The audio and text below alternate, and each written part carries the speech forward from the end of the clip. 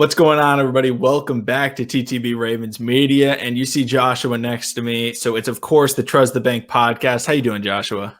I'm doing pretty good, man. McConnell. It is a good day. Yesterday was the birthday, and just glad to be back here with you, McConnell, and record and talk about our team. Let's get ready for the April 29th. Oh, yeah. Yeah, it's going to be a lot of fun. I mean, the draft is coming very, very soon, and the first segment, this is going to be the first ever, I don't know what to call it, a duet mock draft Monday. Basically, I got my mock draft done. I'm going to be sharing it with Joshua. We're going to talk about it. So this way you get to hear my opinions. You also get to hear Joshua's opinions on my mock draft. Then we're going to get into some day 2 wide receivers that the Ravens could be looking at, talk about those guys, and then we're finishing it off. It's going to be an Is This Stupid segment. It's going to be a good one, but it's going to be a lot of fun. But getting right into it, I will say I used the PFN mock draft simulator. Not a fan. Really not a fan. I was doing the draft, and I couldn't see who I had picked earlier, and I was kind of forgetting because I remember debating a lot between players. And so I may have some weird picks at the end, but that's because I couldn't remember exactly who I drafted. So I was like, how many edge rushers have I drafted? How many, wide receivers, did I draft a tackle? Like those types of things were going through my head. So wouldn't really recommend PFN, but I was like, it's the only one I haven't tried out. But getting into it, obviously no trades. Let me know in the comments what you think. Pick 27. Had to go with the guy, Terrace Marshall Jr. Joshua, what do you think about the pick? I mean, we've talked about Terrace Marshall a fair amount on the channel. Listen, McConnell, you don't have to ask me how I feel because you know how I feel. I'm glad about that. Y'all know Terrace Marshall stats. Y'all know where he was at. He was at wide receiver university at LSU. I mean, he was in a room full of first rounders, and I mean, hey, if he falls to us at 27, I would definitely love to pick, even if a Rashad Bateman falls to us at 27. I love it, so I'm cool with it. Yeah, I mean, there also really weren't any edge rushers that I was like absolutely in love with over Terrace Marshall Jr. Kind of the top guys were all taken. There was like a Joseph Osai available, and I was like, no, not really. So I had to go with Terrace Marshall. I'm just a big fan of him. I'm pretty sure I've taken him probably half of my mock drafts. But pick 58 went with the edge rusher position. I went with Joe Tryon, edge rusher out of Washington. And just something quick about him is he does translate to be a 3-4 outside linebacker. But Joshua, what are your thoughts on kind of Joe Tryon, coming to Baltimore? I mean, 6'5", 262 pounder outside linebacker. Only played 2 seasons.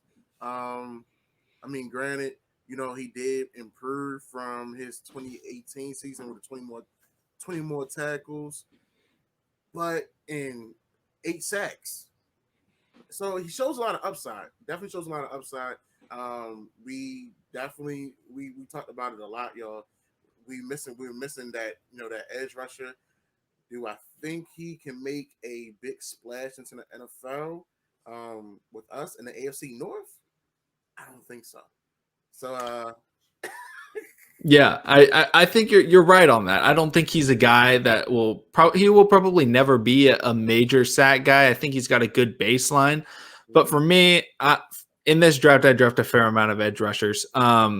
I'm looking for, kind of the guys that can boom or bust, but also looking for depth because the Ravens, I mean, I'm not trying to, imagine if we had just drafted Tim Williams and we never drafted Tyus Bowser. I got to get as many edge rushers in the locker room as possible so that one of them can pan out. And also hoping that we end up signing a guy like a Justin Houston. But getting into kind of the next pick 104, I went with another edge rusher and went with Patrick Jones. And I really like Patrick Jones just because he's shown the ability to drop back. They've had him drop back before at Pitt. But, just a solid edge rusher, played with another solid edge rusher on the other side. Can't remember the other guy's name, but, Patrick Jones, another edge rusher, in my opinion, can never have too many, especially when you're starting out with 0. Got to add as many as possible to the pass rushing room. I mean, 6'4", 6'4" and a half, 264. I mean, that's the type of frames we're looking for on the edge. And like McConnell said, he's one of those guys that can actually drop back, and assist with the pass rushing. So do I feel like it can translate on a Sunday? Do I feel like he can be the next Tyus Bauer? I definitely feel like he could actually play that role. Ravens fans, y'all do have to understand when it comes to defense, we're not looking for a star stellar player. Those days are long gone. We're looking for guys that can come into our system and plug and play, get the job done, and then play for a while as a bird in the black and purple. And Yeah, and I think also versatility is key, especially with Wink Martindale. And that's something that I really factor into with my drafts, especially on the defensive side of the ball. On the offensive side of the ball, I actually go for kind of the opposite. I'm like, don't be versatile, have it be very obvious what Greg Roman needs you to be able to do. But defense is like, you got to be able to play everything. If you're a cornerback and you can't get to the quarterback and get sacks, I don't know if you're the right guy, because Wink Martindale is going to send you on those blitzes. But speaking of cornerbacks, my next pick, I went with Ambry Thomas. I even said earlier in the draft, Joshua was in the call, I was like, I'm not drafting any Michigan guys. I drafted a Michigan guy. I wasn't really thinking about it anymore. And he's just a 6 foot press man corner that projects to be a nickel. I mean, I'm just worried, can Tavon Young stay healthy? Can Jimmy Smith stay healthy? Having a very good playmaking cornerback, Ravens fans know you can never have enough cornerbacks because we have been dealing with the cornerback injury bug since we won the Super Bowl. So having another playmaking corner is always a good thing in my opinion, and he's got great size as well. But Joshua, what do you think about bringing in a cornerback kind of early in the draft? Well, hey man, we already talked about it. We actually like the J.C. Horns, Asante Samuel Juniors. So bringing in Ambry Thomas that is a for sure tackler. Also, John Harbaugh may like him because John Harbaugh's career started out as a special teamer. He is a special teams guy. He is a gunner as well. So you bring in someone that not only can um, get on the he'll get on the field multiple ways. Yeah. He reminds me like Anthony Avery. You know when he got if he didn't play on defense, they put him on special teams, whatever the case may be, and he showed that he can actually play. So I feel like bringing in the corner, especially in that nickel, short tackler, he helps with the run support. He knows how to pass off the next receiver to the next defender, things of that nature. So he shows good quality. So I feel like that could be a good pick for us. Yeah. And then moving on to pick 171, I went with the guy that I've really started to like, doing these mock drafts, and that's Shaka Tony. If you don't know about Shaka Tony, he played across from Yatur Gross-Matos and Jason Oweh the last 2 seasons at Penn State. He was actually like more productive than both of those guys. And both of those guys, well, Yatur Gross-Matos was a first round pick. Jason Oweh is a projected first or possibly very early second round pick. Shaka Tony is like just a speed rusher.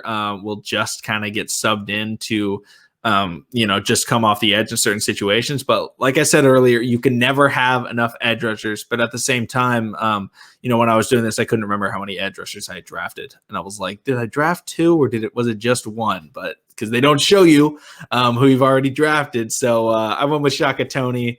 Just a solid edge rusher out of Penn State. And if we aren't able to get a Justin Houston after the draft, we're gonna need these edge rushers. So It's like, kind of hoping we get them, but like if we don't get somebody to sign up for agency, having depth and young guys would be very helpful.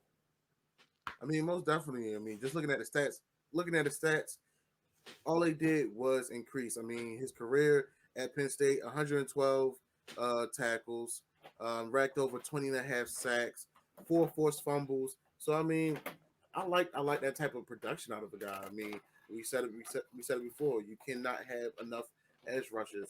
If the Ravens didn't draft Tim Williams and tie us together, who knows? You know the state of the defense we could have been in as far as the front seven, because it could be worse than what it is right now. So if Shaka is definitely available second day, third day, I gotta pull a trigger on him. I mean, we Yep. like solid guys. He reminds me of a Pernell McPhee. You know, get down, get up. He gets down, do the job, technical, sound, fundamental. So you know, I like it. Yeah, and then pick 184. Every mock draft has this guy, Simi Fehoko, wide receiver out of Stanford, 6'4", 4.37, 40-yard dash, vertical deep threat. Boom. I mean, that's all I got to say. Every mock draft I have Simi Fehoko. Comment Simi Fehoko or like something about Simi Fehoko if you want him to come to Baltimore, because I'm all in. I've been all in. Joshua, are you all in on Simi Fehoko? Simi's the guy. Simi's the guy. He's going to be he's the dark horse. Oh yeah. All in on TTB, the Trust the Bank podcast. We're all in on Simi Fehoko. Really hope he gets drafted. Then the goal is to somehow get him on the show, because that'd be awesome. You know, hyping him up since day one. But getting into the final pick 210, I went with Jimmy Morrissey, a center. He's from Pitt. Wow, I drafted two guys from Pitt. Didn't even realize that. But basically, he's a zone blocking center. You know, another position where you can never have too many, because sometimes your centers get the yips, like Matt Skura, like Macari did. So yeah, we got Tristan Castillo. Really hope I said that right. But like, you know, having another center, always good. You know, you're drafting a late round guy. There wasn't really an offensive tackle. I had already gone a couple wide receivers. Got to get somebody that can eventually maybe play offensive line or just be good depth. But I don't know. You think going center's a decent option, Joshua? I mean, come on now. We always gotta go center. I said it before, I say it again. We've been hurting since Matt Burt. We haven't, and Ryan Jensen. Sorry. We haven't had that intelligence far as center. We haven't had that, you know, good snapper since those two guys. We haven't had that center that has his quarterback's back. So, you know, bringing in someone that can fit the scheme as far as the zone blocking. That I did see there is a little wary about his size and also his pass rushing. But at the end of the day, the offensive linemen are not like offensive linemen back in the day. These guys are more fit. These guys are more agile. Granted, they are 300 pounders, but their 300 pounds looks so much. Their physique is so much compact versus the physique of the Fridge or Warren Sapp. You know, those guys. Yeah. So I like it. I feel like we can offer a lot. I mean, it's like a 6th round center. You know, the probability that he even makes the roster is probably pretty low, but like, you know, there's just, you know, late in the rounds, you know, you just got to draft some guys that can possibly make it, unless it's Simi Fehoko, because he's obviously going to make it. But I think that's going to do it for the mock draft. Thank you everybody for watching, you know, Mock Draft Monday. Go check out the Trust the Bank podcast on podcast platforms, or you can wait over the next 2 days. The episodes will be posted. But, you know, subscribe for daily Ravens content, all that stuff. See you again tomorrow. But